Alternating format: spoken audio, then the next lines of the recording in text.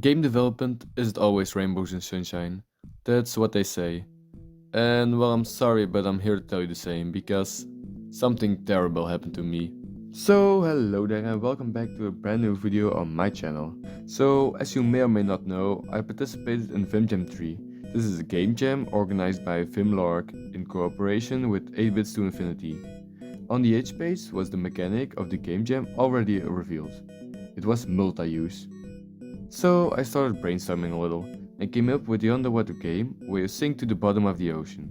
You have an oxygen tank that you can switch between breathing and firing bubbles at fish and dashing.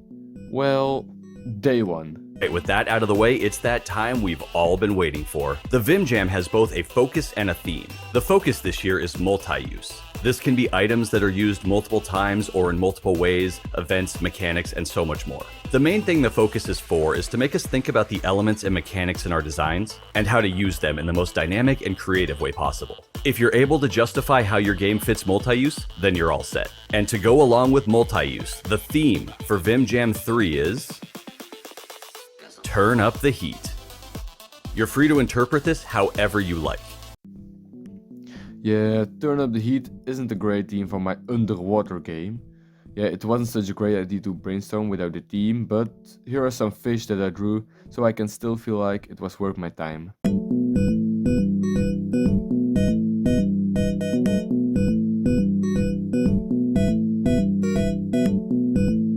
So with the theme released, I started brainstorming again. And with Turn Up the Heat, I could just think of two ideas: fire and cooking.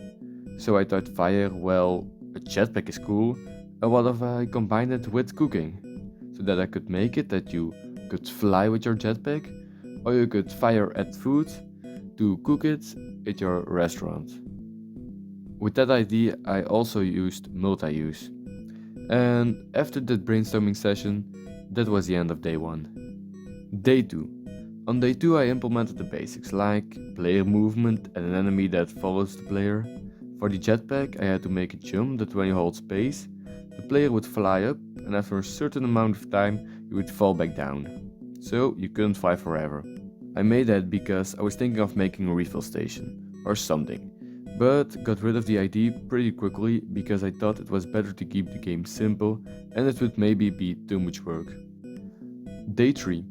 I spent most of day 3 drawing sprites of the corn and the player and animating them, which was a pain in the ass because I had to make an animation for every possible thing that the player could do, like run, fly, fire, fall, stand, fire, run. Day 4. Day 4 was a lot of fun. I made a soundtrack that was very good in my opinion, and me and my sister could goof around making sound effects. But it came at the cost of implementing them, which I hate. But I made it work and headed to bed. If you think that I don't do a lot in a day, well, remember that I have to combine this with school. And school has given me a whole lot of tests lately. Day 5. Day 5 was spent on the UI. That includes a menu with custom buttons, an options menu and a credits menu. I also made a menu for selecting levels and create a background for my levels. Day 6. Day 6 is a day that I created more enemies. I had a couple ideas for the enemies. For example, a sausage that turned into a baked sausage, an onion that turned into onion rings, eggs that turned into scrambled eggs, and so on. But in the end, I chose for a potato that puffed when it's done, and meat that turns into cooked meat when it's done. I thought that those two in combination with the corn would be enough for this small game jam. Day 7. Now that I had all my characters, I could make a nice background for my menu and a level select screen. And I also made a couple of levels. I'm very proud of the funny names I gave the levels. My favorites are Vegetarian's Hell, which is only meat, and Cloudy with a chance of meatballs, because at the start of the level, 2 meat characters fall out of the sky. Day 8 and 9. Day 8 and 9 were spent on polishing, like fixing bugs, making sure every button does what it's supposed to do, and making sure every sound can be heard with the right volume. I didn't have a lot of time those 2 days, but I did some boring need to be done work. Day 10, the final day. The last day I came home from school around 6 o'clock and the game needed to be uploaded at 7. No problem, I thought. Well, I had forgotten about one thing. I had actually never really uploaded a game. My 2 previous games were, for one, drafts, and had probably like the most random files uploaded in them. I had never even heard about building a game. So I searched on YouTube for a tutorial on how to upload a game, and followed it. And then came the bugs. Red tracks crushing my hard work of the previous 10 days, all the stress and suffering, all for nothing. And in the end, I missed my deadline. The start of the depression. Well, okay, depression is a little bit of an exaggeration, but I did feel sad and defeated for 2 days or so. But then I got myself back together and tried to build again, and it worked. It fucking worked. I didn't change anything, but out of nowhere it just worked. I was happy, but at the same time was pretty pissed.